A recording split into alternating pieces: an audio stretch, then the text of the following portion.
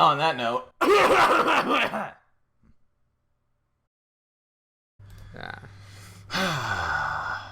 this is the second episode of Dark Souls. Welcome back, everyone. Welp. What a wonderful start to an episode. Quality LP has been ruined in the second video. Thank you very much. Hey man, well, I guess we're done here. To a high standard before. Oh, dragon. Yeah, that's actually my dragon sense. Whenever one is nearby, I burp. Oh, that seems alternately useful and incredibly inconvenient. Yeah, it's so. Well, I don't know. When I'm sneaking around dragons, they're like, "Oh, I'm like solid snaking up in here. I'm gonna sneak attack the dragon by accidentally just burp very loudly." Suddenly getting very gassy when you're trying to stealth attack a dragon's tail is well, it results in the death of many foolish adventurers. Prefer it to come out of the mouth than another end. Yeah. Well, I guess it all depends on the dragon's sense of hearing, or sense of smell. And sense of smell. Mm-hmm. Yeah, we're still in this undead burg. This level is one of the first and probably one of the longest in the game. It just takes a while. I mean, it's well, I mean, because it's like the tutorial after the undead asylum. I'd say the asylum is more of a tutorial, but they still like teaches you a few things. Yeah, this is the first point where the game finally like actually shows you what it's going to do. Yeah, if you died before this point, dude, you're not gonna survive. Well, you're gonna have to learn at the very least. Yeah, or they make you learn. And here we have a merchant. A merchant. He seems to be petting an invisible thing that's in that wooden bucket there. You can kill him to get an item, right? Funny that you should mention that. Is that what we're gonna do? No. Why would we do that? I mean, he's quite an essential character. Is it a weapon or is it like a ring or something? I don't remember. It's a weapon. Same with Demon Souls, actually. I think there's a merchant like him, and if you kill that guy as well, you also get around about the same weapon. Yeah, he also has he has a handy dandy key. A key that we don't actually need, but I bought anyway. Does the master key do those doors as well? No, actually, master key, ironically, does not open every door. Of course not. That would make too much sense. Yeah, I mean, you think it did, but no. Well, yeah, because actually, first time playing through this game, I didn't know about that door that we're gonna open with the key I just bought, and I was like, fucking locked. I have a master key. Yeah, What is this bullshit? Well, the master key not opening every locked door kind of is an extreme example of the way that Dark Souls kind of handles its item descriptions in the first place. Because there are the occasional item in this game that straight up just don't do what they say they do. Oh yeah. Their weapon will kill them in one hit. Yeah, like their descriptions actually lie. Like I think in particular there's a ring that is supposed to, like, its description reads like it increases your health or something, and what it actually does is it slowly restores your health like over time. Oh, right. I did hear something about that. Yeah. I think it's called the life ring or something, or tiny being ring.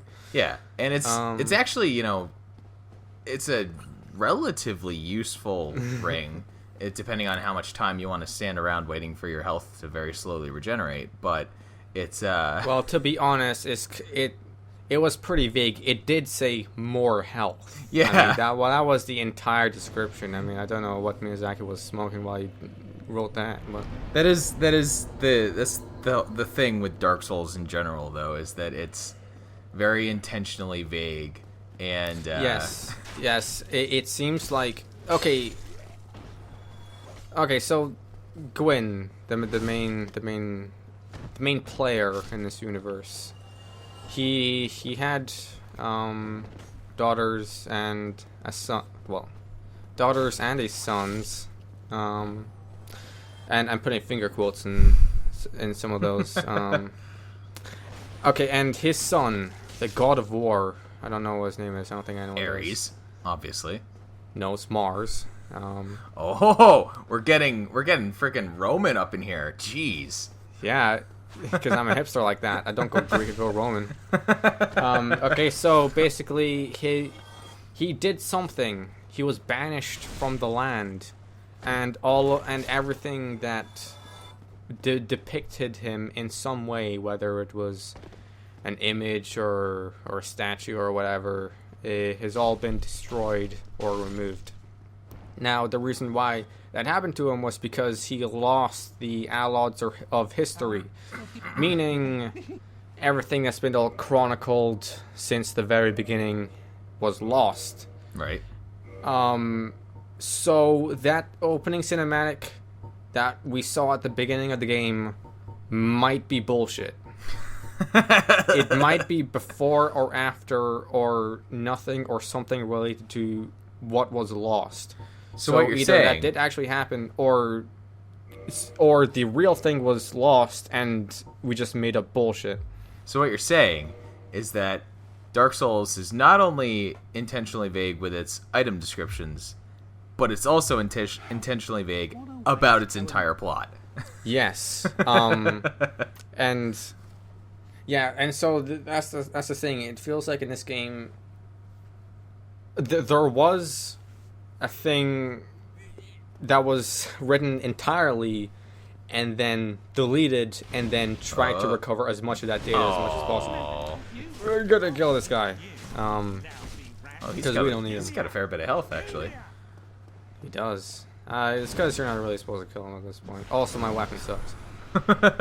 Let's just burn him. Whatever, he's dead. And we got his weapon, which you could have. Oh, yeah. Right. Yes.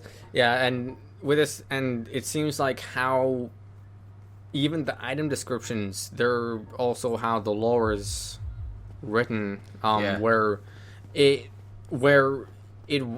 kind of did happen, but well, a lot of it was forgotten, and then it was trying to remember what it actually was. A fair amount of the lore actually in the game is presented through the items in the first place. Yes, which is very odd because the only way that's explained is if the actual description is written on the item. Yeah. Like it's engraved or just like a pen marker somewhere. Yeah. It's oh god.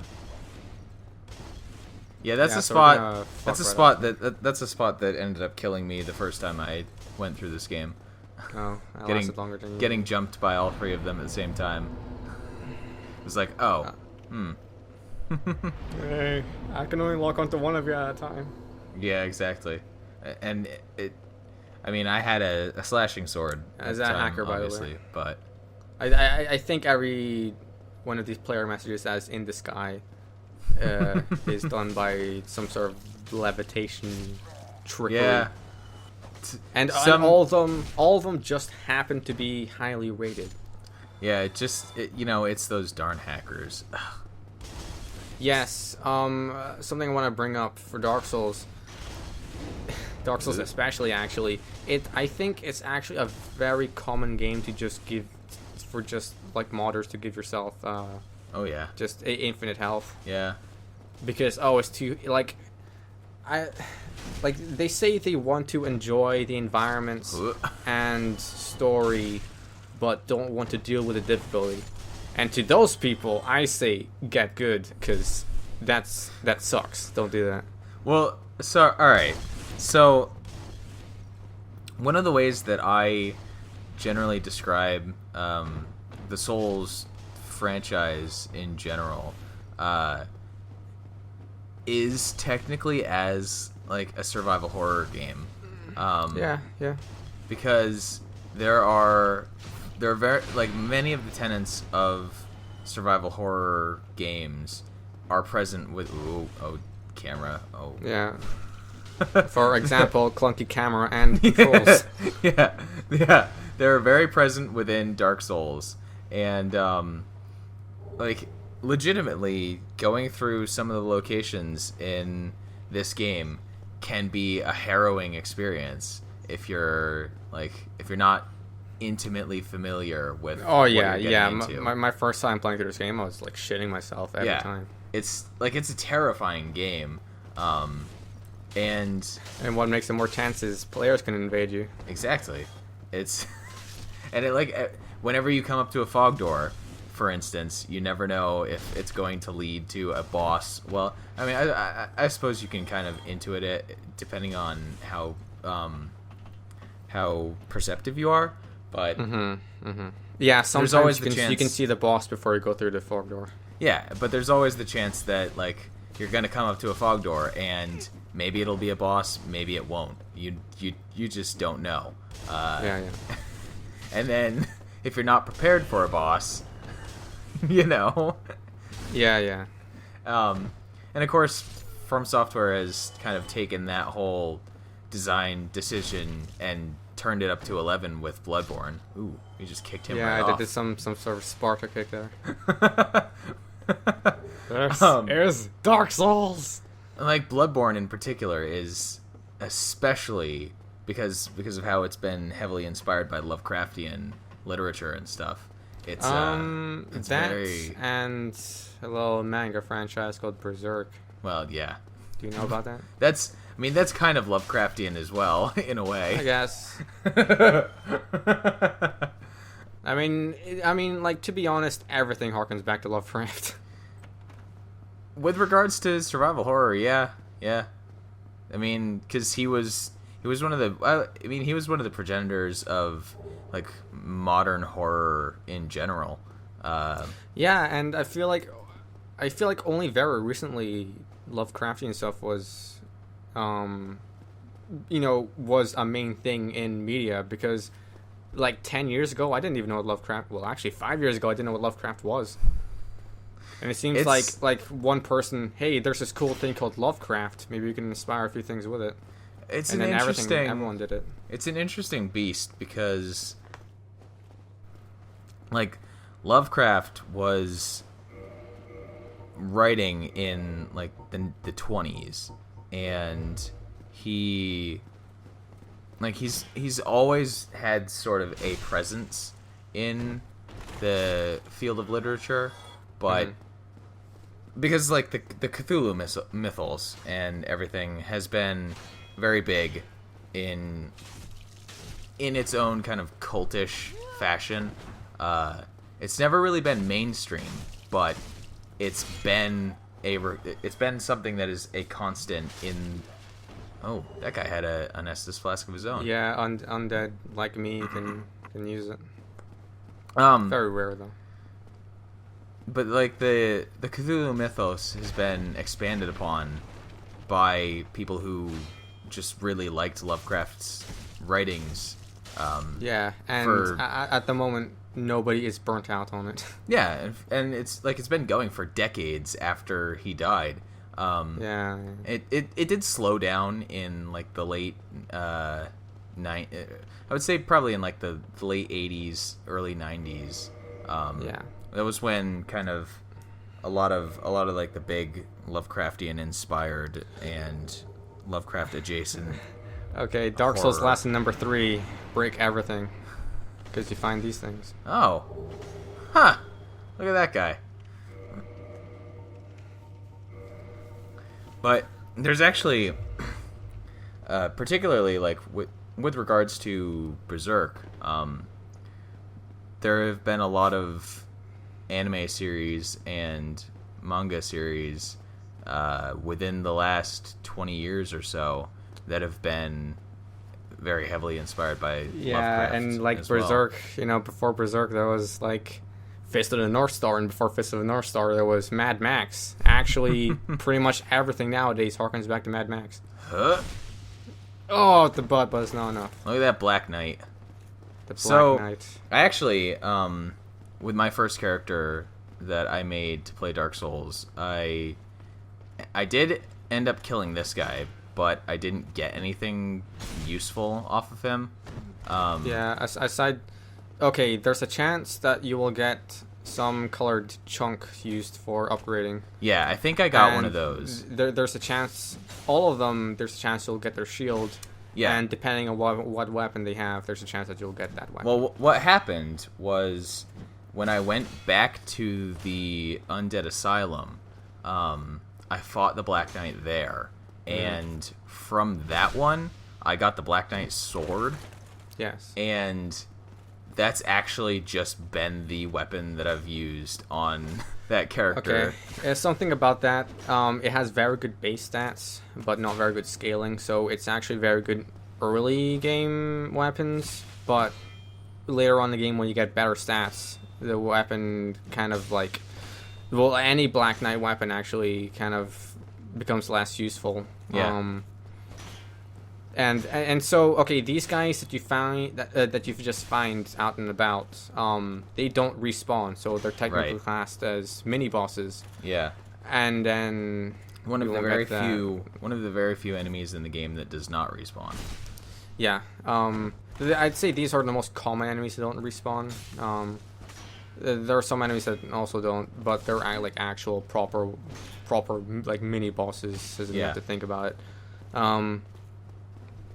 And so, okay, so at the moment we're playing lame, so I have a shield, but trust me, and I have his sword actually. And we got a Black Knight sword off of him. Yeah, and but trust me, when I get the weapon that I plan on using, I will be only using that.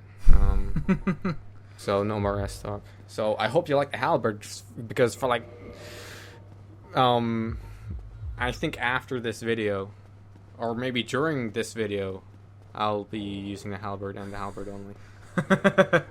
I've never actually used the halberd in Dark Souls. Oh, halberd is my favorite weapon in the entire game, actually. See, like, I did get the Black Knight sword very early, because I went back to the Undead Asylum basically as soon as I could, because I wanted... wait, so you knew that you can go back to it? Yeah. Well, okay. For a bit of clarity, most of the way that I've played this game up to this point has been occasionally glancing at wiki pages, Okay. because Don't worry, we all do that. Yeah, I wanted to go through, like... You see the ghost get hit there? Yeah, because this is a boss area, technically speaking. Well, not yet. We just haven't triggered the boss yet. It's supposed to be a surprise.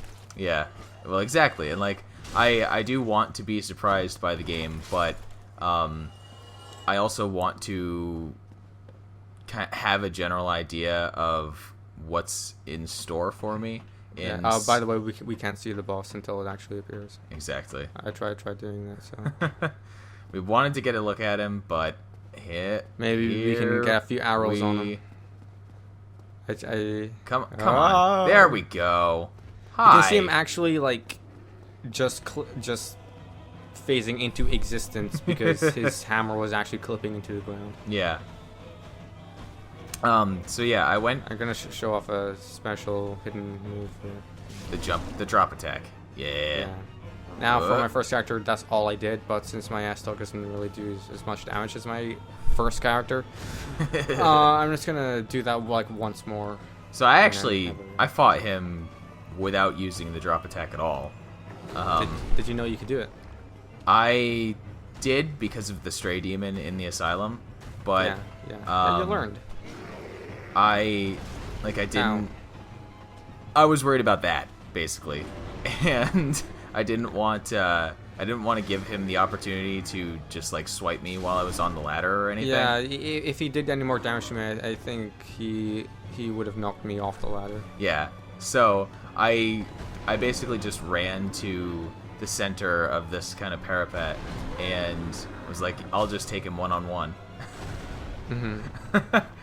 I didn't die to this guy, so... And as you can see, my Astok does 23 damage to this guy, so fuck that, I'm just gonna throw fires. So powerful. Yeah, my character is still underdeveloped. It seems like the only viable option is to throw fireballs, so thank God I'm a Pyromancer. Yeah, that's kind of the thing about like pyromancy and magic in general is that like it's And I broke his pose. it's very powerful, but it scales better the later in the game you are, right? Yeah, technically. The special thing about pyromancy, as opposed to sorcery or faith-based Right. spells, it has a weapon upgrade system, and it doesn't Right. tie to your stats at all. Right. So you have to speak to someone to upgrade your flame, which is an item. Yep. As opposed to a catalyst or a wand thingy, whatever, Right. that you pick up to use sorceries or faith stuff. And we have the best Miracles, reward right? of all after a boss. Solaire, was it? They're called miracles for the faith. Miracles. Yeah. Yeah, Praise I the never sun. used the miracles here, but so I tend to just forget about stuff I don't really use.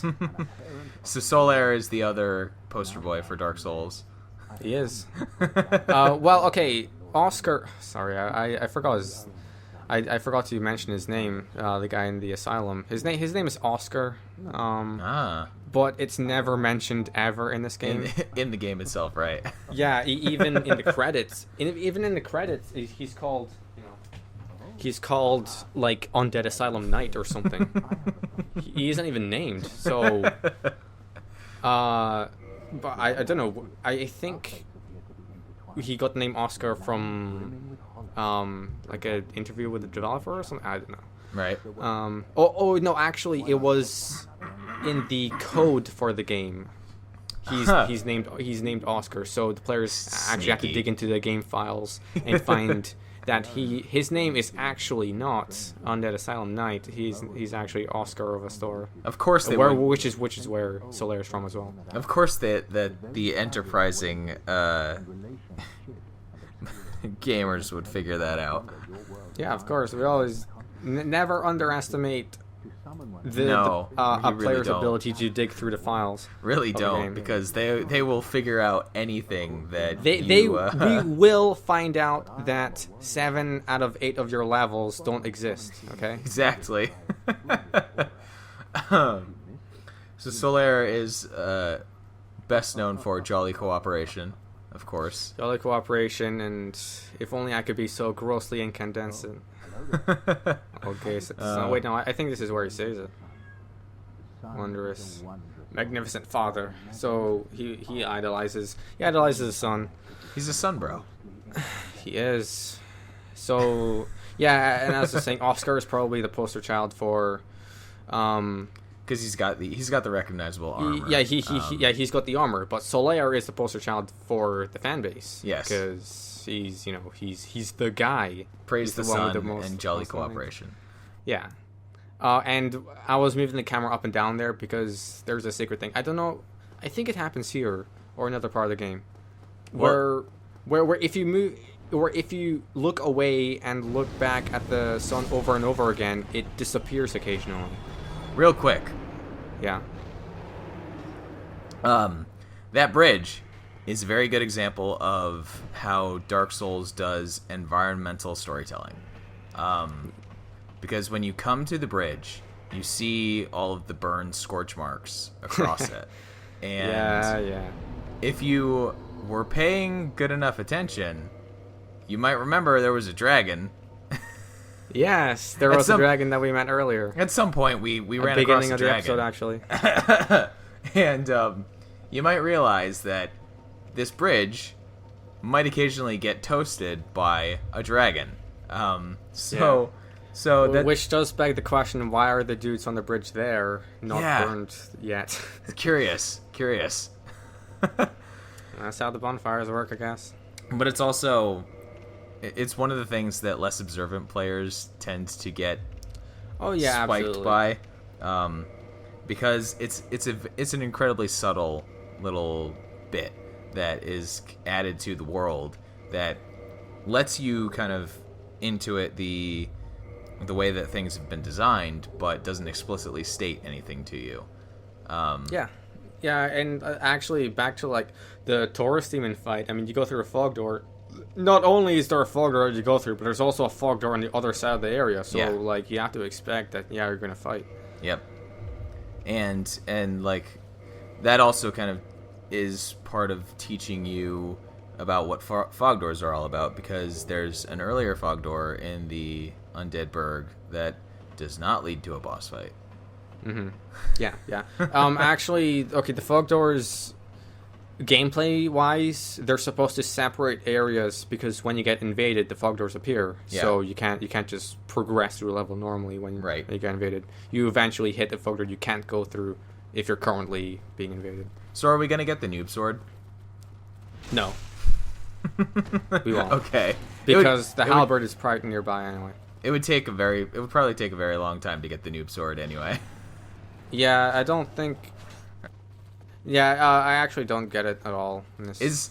So, one thing I've never been entirely clear on is, does the Drake sword drop based on the number of times you actually hit the dragon's tail? No. What is it actually, like, kind of based on? The amount of damage you do to it. It is just straight up the damage? Yes. Okay, so the really big enemies, sometimes they're bosses, sometimes not. Mostly bosses. They're okay, they have their own health bar. Yeah. So do their tails. Right. And particularly for dragons, yes. Yes, and if you do enough damage to their tails only, it would sever it. And so, so for people who may not know, I call the Drake sword the noob sword, as probably many other people do, because you can get it. You can get it very early in the game. All you need is a bow and plenty of arrows. Yeah, but by this point in the game, you would probably have a bow and enough arrows to get rid of it. Look at that boar.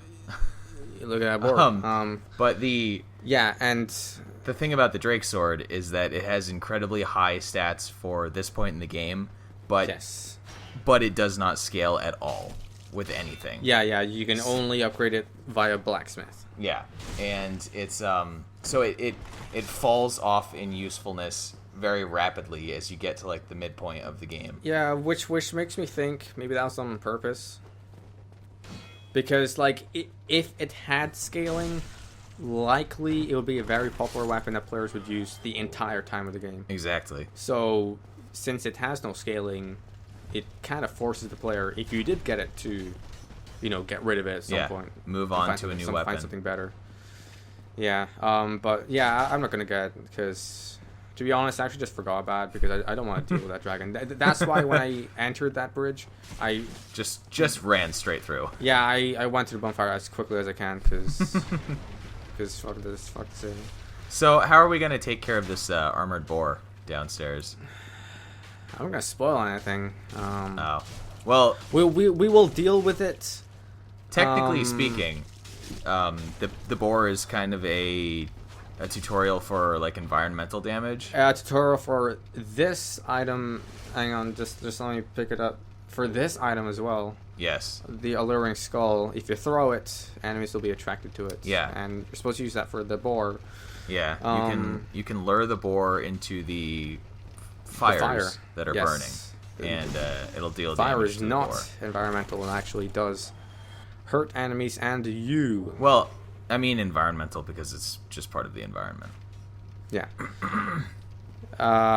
And these guys are very stubborn. They just throw themselves off the bridge and then climb their way back up. Yep. We're ready for round 2, and then they just fall off again. Yeah, these guys are always incredibly obnoxious. Like, they're not hard with a turtling shields. They're not hard to kill. The guys with spears. They're just so annoying. The guys with spears, they turtle a lot more often than the guys with swords. Yeah. But they're easy enough to dispatch. And then this boar does not respawn. There's a second boar. This is a mini boss. There's a third boar. There's a second boar that doesn't respawn either. And then, do any of the boars respawn? None of them do. None of them? Okay. Yeah, so I tried to shove my rapier up this boar's ass, but Didn't quite he work. bucked me off. No. Yeah, and attacking this guy just straight up tends to not work very well because he's armored. The trouble... I had trouble dealing with this guy because we're on stairs. Yeah. So the backstab like requirements is very, it's very altered. Yeah, it's getting a little messed up by the incline. It's fire! Fire! Oh god! Oh no! No, Boar, why? Drink! I gotta drink! Oh no! Oh no! And into the fire into again! The fire. Oh yeah, again into the fire. And dead. Oh, you died. Death number 2. Boar, we'll take care of you some other time. I need to get my revenge. We'll be back for you, Boar. Don't you worry. Back.